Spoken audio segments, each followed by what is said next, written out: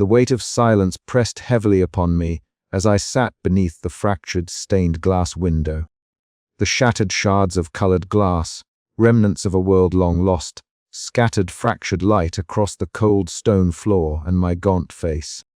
The hues once vibrant blues and reds now blurred into one another, ghostly and fragile as the memories that clawed their way through the shadowed recesses of my mind. Each broken pane seemed to sing its own mournful hymn, a fractured echo of a time when faith was not a desperate anchor, but a quiet certainty. I closed my eyes, and the cathedral dissolved around me. I was no longer among the ruined stones, but back in the warmth of a long-lost home. My wife's laughter, soft and bright, danced in the air. Our children's voices, innocent and full of life, filled the rooms with light. But the visions were cruel illusions. The world had shattered, and they were gone, taken by the relentless apocalypse that swallowed all we held dear. Guilt coiled in my chest, a serpent tightening its grip. I had promised to protect them, and yet I had failed. A tremor of cold air brushed my skin, pulling me from reverie. Sister Agnes's quiet footsteps approached, soft against the debris-strewn floor. Her face, worn by years and shadowed by sorrow, held a quiet strength that I envied. Her eyes met mine, offering a balm I scarcely deserved. "We carry burdens we cannot lay down," she whispered, her voice a fragile thread weaving through the silence. Faith is not the absence of doubt, but the courage to hold on despite it. Her words settled around me like a shroud, both comforting and suffocating. I nodded, swallowing the lump in my throat. The choir's distant hymns drifted through the arches, ethereal, haunting, and relentless. They seemed to seep into my very bones, stirring something primal within me. I reached for my journal, the worn leather cover cool beneath my trembling hands. The flickering candlelight cast long shadows, dancing wildly as I wrote. Each stroke of the pen was a release, a desperate attempt to capture fleeting thoughts before they slipped away into the void. Memories spilled onto the pages, fragments of hope, shards of despair, the silent screams of a soul torn between faith and fear. Outside, the choir's melody swelled, a sudden sharp note slicing through the stillness like a blade. My breath caught, heart pounding in my chest. The shadows along the cathedral walls seemed to writhe and pulse, alive with a dark energy that both beckoned and repelled. My eyes snapped open, burning with a fierce determination. No longer could I afford the luxury of despair. The survivors depended on me, not just to lead them through the ruins, but to shield them from the choir's insidious embrace. I would uncover its secrets, no matter the cost. With a steadying breath, I rose, the fragile light of dawn whispering through the broken windows. The burden of memory pressed heavy against my soul, but beneath it, a spark of stubborn hope flickered. The choir's hymn was far from over, and so was my fight. In this cathedral of shadows and shattered faith, I would stand as a sentinel, guarding the fragile line between salvation and oblivion. The past haunted me, but it would not break me. Tonight, I would listen and prepare. The choir's song continued, and I would follow its dark melody to the very end, seeking truth in the silence that followed. The cathedral was quieter than usual that evening, but not in a way that brought comfort. The hush was thick, a taut stillness stretched tight over cracked stone and shattered pews, as if the ruins themselves were holding their breath. I stood near the altar's remains, the flicker of a lone candle casting trembling shadows across my journal's yellowed pages. My pen moved hurriedly, scrawling thoughts too fragmented for coherent speech, notes on the choir, the fractures in our group, and the ever-tightening grip of the unseen voice that sang to us each night. Outside the fragile circle of candlelight, tension simmered dangerously. Elias's silhouette was rigid and unyielding, his broad frame a stark contrast to Caleb's lean, restless form.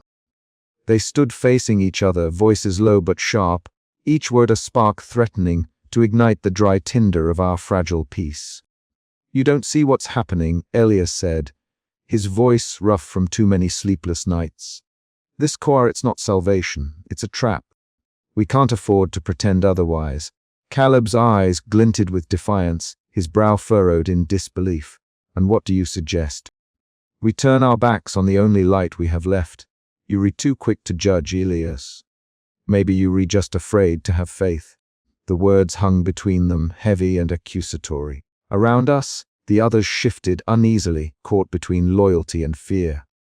Mara sat apart, her slender frame hunched over a tattered hymn book, lips moving in silent prayer. Her pale, haunting eyes reflected a fragile hope that seemed both a balm and a curse to this fractured group. I stepped forward, voice steady though my heart raced. "Enough. This bickering will tear us apart faster than the choir ever could. We need to find a way to hold together. We have to." But even as I spoke, I knew the choir's melodies were seeping deeper into our minds, weaving doubt and desire, terror and hope into a tangled web that no argument could easily unravel. Mara looked up then, her voice soft but resolute. "The choir is our salvation. It sings of peace beyond this broken world.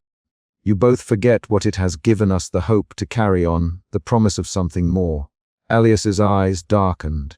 "Hope without reason is a dangerous thing. We need to face reality, not illusions." Caleb snorted. "Reality's a nightmare, Elias. Maybe the chore's nightmare is better." A bitter silence fell before I raised my hands. We all want to survive, but survival means trust between us, between faith and reason. We cannot let the choir divide us further. The choir's hymn began then, a slow, haunting swell that reverberated through the broken arches and shattered stained glass. The disembodied voices rose in a spectral harmony that wrapped around us like a suffocating shroud. It silenced all speech, drawing us into its eerie embrace. I felt it then, the invisible threads tightening, pulling at the edges of my mind and soul. Fear mingled with a strange allure, a promise whispered in ancient melodies that stirred memories long buried. I blinked against the candlelight, my journal slipping from trembling fingers. Could I hold on to reason amid such seductive darkness? As the final notes faded, the group remained frozen, some eyes glazed with reverence, others narrowed in suspicion. Mara's whispered prayers continued, fragile yet unyielding. Elias's jaw clenched, Caleb's restless gaze darted about. I swallowed hard. The choir's hold was growing stronger, and so were the cracks between us. We needed each other now more than ever. But the question lingered in the cold air: how long before the choir's song tore us apart entirely? I closed my journal with a sigh, the weight of leadership pressing down like the cathedral's crumbling vaults.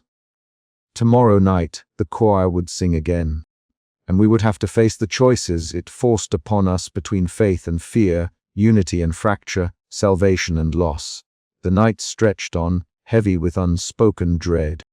Somewhere deep within the shattered stones, the choir waited, its eternal hymn winding tighter around all of us, promising both salvation and oblivion. The descent into the hidden chamber was no longer a venture of mere curiosity. It had become a pilgrimage into the heart of the cathedral's darkest secrets.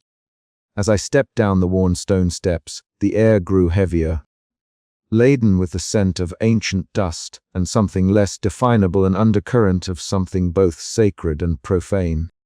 The flickering light of my lantern cast long shadows that danced across the walls, revealing the faint outlines of carvings long eroded by time, yet still hauntingly vivid. Elias remained at the entrance, his silhouette a rigid sentinel against the encroaching darkness. His eyes, sharp and wary, flicked constantly toward the faint hum that threaded its way from the cathedral above the choir's hymn, a spectral melody that insinuated itself into every crevice of the ruined world. His grip on the rusted pipe tightened, knuckles whitening. A silent testament to the tension had become our constant companion.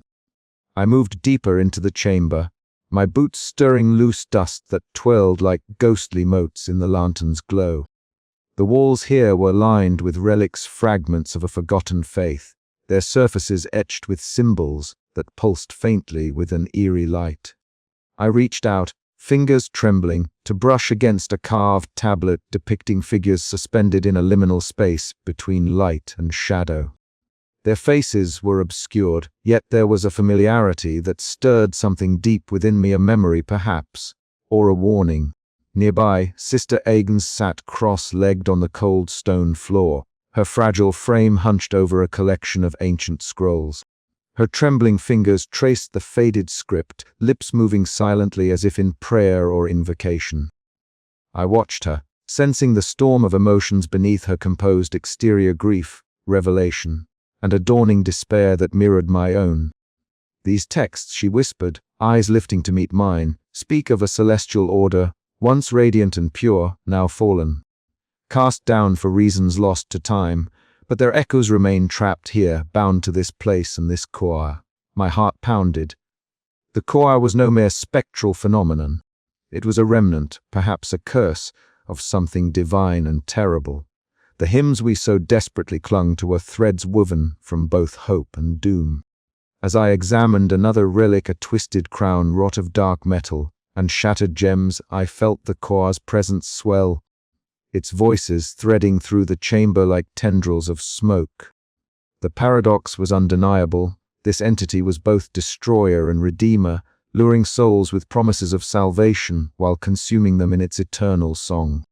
Elias's voice cut through my reverie. We can't keep chasing shadows. This thing, whatever it is, it's tearing us apart from the inside. I nodded, understanding the truth in his words, yet unable to relinquish the fragile hope that knowledge might grant us some leverage against the darkness. We must know, I replied quietly. To fight or to surrender, we need to understand what we face. The chamber seemed to close in around us, the weight of centuries pressing down as the choir's hymn rose, a haunting chorus that filled the air with both beauty and menace. I felt the pull again, the seductive embrace of the eternal hymn, and fought to anchor myself in the stark reality before me. This chamber held answers, but also questions that cut deeper than any blade. The choir entity was no simple demon or angel. It was the embodiment of apocalypse itself, a twisted synthesis of salvation and annihilation. And as the shadows shifted and the relics whispered their secrets, I knew our struggle was far from over. Outside, the cathedral groaned under the weight of the night, the survivors clinging to their fragile bonds. Inside, I faced the abyss, one step closer to the truth, one step closer to the choir's dark salvation. The final note of the hymn faded, leaving a silence so profound it echoed within my very bones. And in that silence, a question burned brighter than any light. How much were we willing to sacrifice to survive, and at what cost would salvation come? The chamber waited, its secrets poised to unravel the fragile thread between faith and despair. And I, wary and resolute, prepared to delve deeper into the choir's eternal song. The cathedral was alive with sound, an unnatural, swelling chorus that seemed to surge from the very stones beneath our feet. The choir's hymn rose, a wave of ethereal voices that twisted and turned through the vaulted space, pressing against my eardrums like a living force. I felt it crawling beneath my skin, a vibration that burrowed deeper than muscle or bone, tugging at the edges of my mind. Around me, others shuddered, clutching at their heads or trembling in place, caught in the choir's sonic snare. "Hold steady!" Elias barked, his voice slicing through the din. He moved among the gathered survivors, his hands firm on shoulders, his eyes scanning for signs of faltering will. "Focus on me! Don't listen to it!" His commands were desperate lifelines thrown across a sea of madness. I gritted my teeth, pressing my palms hard against my temples, willing the intrusive melodies to loosen their grip. The choir's voices were no longer soothing hymns but claws, raking at fragile thoughts and twisted memories. I caught fleeting whispers, snatches of forgotten prayers, half-heard confessions, and promises of salvation. Yet beneath it all lurked something darker, a ceaseless call, an endless song that promised to claim us all. Caleb's figure appeared at the edge of my vision, his mouth moving in defiant shouts that fought to pierce the overwhelming sound. "This isn't salvation!" he screamed, voice ragged but fierce. "It's a trap!" "Break free!" His words faltered against the choir's crescendo, yet planted a seed of resistance in the swirling chaos.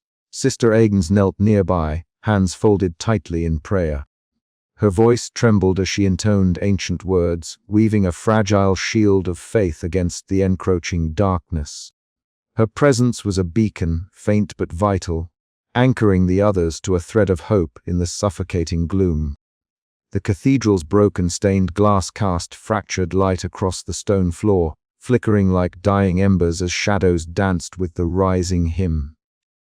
I could see Mara's empty spot in the circle, a ghostly reminder of the hymn's true cost. Each vanished soul an echo of the choir's promise, a price paid in silence. My journal was clutched tightly in my freehand pages, filled with desperate scribbles, theories, and prayers. I knew the choir was neither wholly divine nor utterly malevolent, but a cruel duality that fed on our faith and fear alike. Tonight, that duality threatened to consume us. We must resist, I whispered to myself, voice raw but resolute. Hold on to what's left of our minds. Hold on to each other. The choir's voices swelled again, a tidal wave of sound that sought to drown us, but amidst the chaos, I caught Elias's steady grip on my arm. Caleb's shouted defiance and Sister Agnes's fragile prayer. We were fragile, broken, but not yet lost. As the hymn reached its fever pitch, the cathedral trembled not just from sound, but from the weight of choices yet to come. Would we surrender to the eternal song, or fight for a future beyond its haunting embrace? I raised my voice, joining the cacophony with a desperate cry that was neither prayer nor plea but a vow. I would not let the choir claim us all. Not tonight. The night stretched on, endless and unyielding, and as the final notes faded into an uneasy silence, I knew the battle for our souls was far from over. But for now we had survived the song of desperation, clinging to the fragile hope that still flickered in the ruins of faith and apocalypse. The choir's hymn had drawn close to the edge of oblivion, and so had we. What awaited beyond the silence was a question that burned brighter than any melody, one I was determined to face, no matter the cost. And so beneath the shattered vaults of the ruined cathedral, with the choir's echoes still lingering like ghosts in the shadows, I prepared for what came next. The final verse of this dreadful symphony was yet to be written, and I would be its reluctant author. The night was far from over. The cathedral was heavy with the weight of expectation, the air thick with the scent of smoke and damp stone.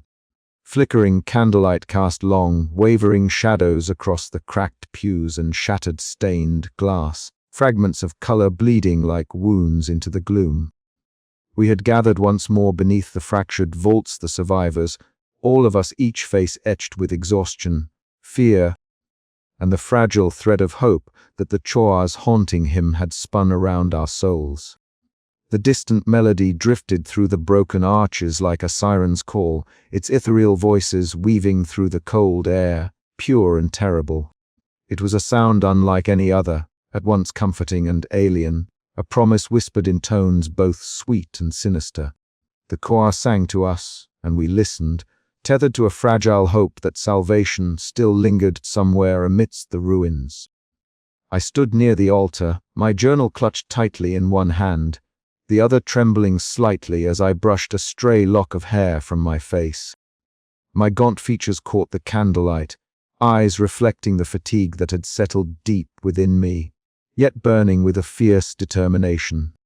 Around me the survivors murmured, voices low and cautious, as if speaking too loudly might fracture the fragile peace. Elias's voice cut through the murmurs like a blade, rough and urgent. "We cannot stay here, not like this.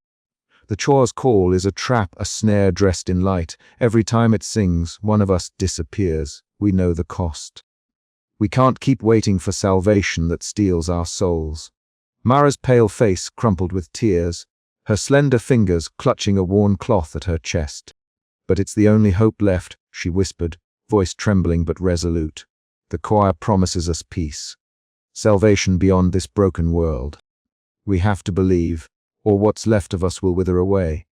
Caleb's sharp eyes flicked between them, skepticism etched into every line of his restless frame. Belief without evidence is a death sentence. We were clinging to ghosts while the real world decays outside these walls. Jonas's news about other survivors, other groups, shows there's life beyond this cathedral. If we stay, we die here. If we leave, maybe we live. The council had gathered to face this impossible crossroads. Sister Agnes sat quietly, her serene yet troubled gaze drifting between us, the weight of ancient wisdom and fractured faith heavy in her presence. The air buzzed with tension, the choir's hymns swelling, threading through the vaults, wrapping around us like a shroud. I raised my voice, steady despite the turmoil clawing at my chest. We must decide tonight. To heed the choir's call means risking the same fate as those who vanished before us. But to reject it is to step into an uncertain wilderness with dangers we cannot predict. Our faith is tested, not just in the choir but in each other, and in ourselves. A silence fell, thick and suffocating, broken only by the choir's haunting melody and the distant howl of the wind outside.